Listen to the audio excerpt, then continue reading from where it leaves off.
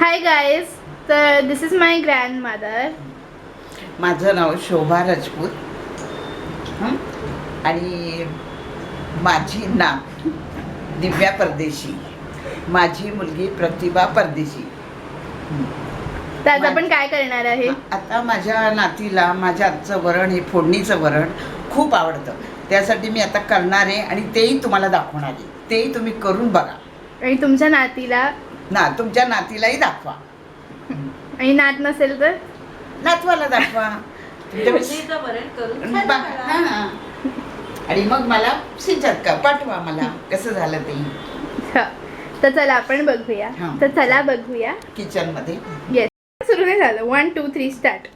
हे आता वरण शिजवलेलं तुरीचं कसं वरण. काय काय टाकलंय? ह्याच्यामध्ये पहिलं हळद, हिंग, जराशा मेथ्याच्या दाण्या, हे दाणी टाकून उकडून घेतलं. आणि उकडलं मीठ हां, चवीनुसार. मीठ चवीनुसार. आता इथं मी टॅमॅटो, आलं किसून घेतलंय, खोबरं किसून घेतलंय, लसूण फोडणीसाठी, कोथिंबीर आणि हे चवीसाठी गूळ. आता फोडणी करायची. ओके, ठीक. हां बरं. स्टार्ट. हां, कढई पहिले आपण ठेवली तापायला, नंतर आपण तेल टाकायचं.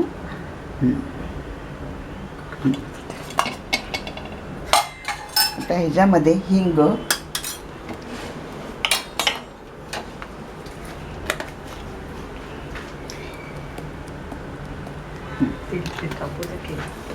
हिंग, मग जिरे, मोहरी. तेल जरा चांगलं छान तापलं, किती तडतडे. हां तडतडून झालं की मग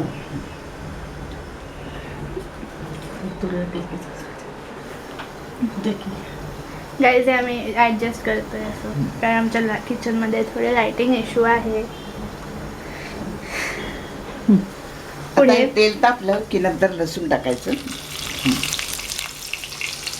लसूण तापलं हे झालं की मग आलं टाकायचं. त्याच्यामध्ये शिजलेलं आलं आपल्या आवडीनुसार किती लागेल तेवढे घालायचं. आणि कढीपत्ता,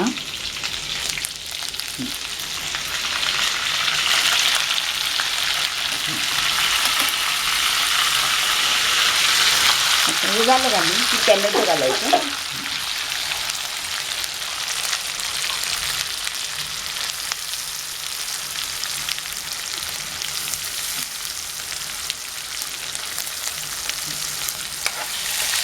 टॅमॅटो घातलं की चांगली त्याची पेस्ट होईपर्यंत हलवायचं. लगेच टाकायची घाई करायची नाही. परत हे मुख्य म्हणजे त्याचं ते टॅमॅटो आणि आल्याची चांगलं त्याचा आर्क असं.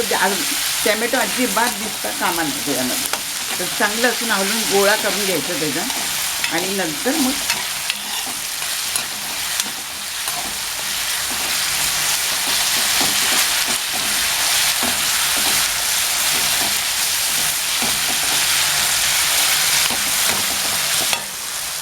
लागली तर थोडंसं हळद टाकू शकता तुम्ही.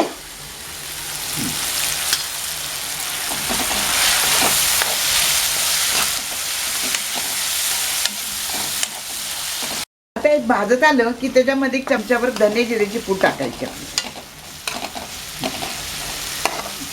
धने जिऱ्याची पूड घरी केलेली आहे. हो, घरीच केलेली आहे. कशी केली सांगू शकाल का? धने आणि जिरे. तर ही अशी दिसते. हां अशी. हे बघा आता कसं हे होत आलं का नाही भाजून. बघ नंतर आपण बोलू त्यावर. तर तुम्ही बघू शकता टमाट्याचा असा पेस्ट झालेला आहे.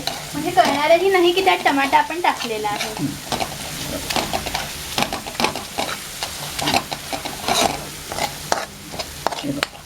दिसलं का? आहे का? दिसतंय ना? त्याच्यात आपण थोडंसं लाल तिखट टाकू शकतो का? चवीसून नाही टाकलं तरी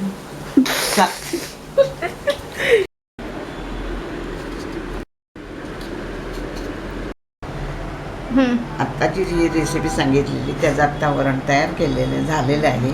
आता गरम गरम भाताबरोबर, चपातीबरोबर तुम्ही खाऊ शकता. गुटगुटीत खाऊ शकता. आणि गरम गरम तूप छान. आणि मेटकूट वगैरे काही असेल ते पापड वगैरे तळून सुद्धा खाऊ शकता. आणि कसं वाटलं, काय झालं ते मला काय नाही कॉमेंट मला करा, सांगा. कमेंट करून सांगा की तुम्ही हे ट्राय केलं की नाही, आणि जर केलं तर आवडलं की नाही. तुम्ही ट्राय हे करून कॉमेंट करून सांगा आणि ट्राय करून बघा आणि मग मला सांगा कसं वाटलं तुम्हाला वरण. येस, माझ्या नातीला तर खूप आवडतं. हो मला खूप आवडतं आणि मी आता मस्त भात खाणार आहे आणि झोपणार आहे. बाय बाय कर. बाय.